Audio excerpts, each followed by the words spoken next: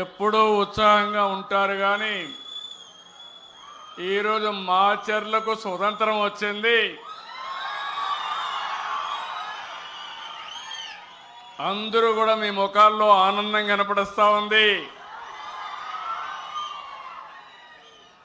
ఈ ఆనందం శాశ్వతంగా ఉండాలని కోరుకుంటున్నాను. నిలబెట్టే బాధ్యత మాచర్ల ప్రజానీకం ఉంది. అవునా కాదా అని మిమ్మల్ని అడుగుతున్నా.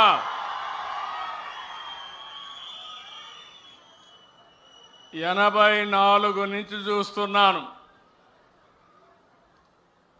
ఆ రోజు ఎక్కడో రాజీవ్ గాంధీని హత్య చేస్తే మాచర్లలో ఉండే రౌడీలు ముఠా నాయకులు ఇక్కడ ప్రజల ఆస్తుల్ని విధ్వంసం చేశారు. అవునా కాదా అని మిమ్మల్ని అడుగుతున్నా.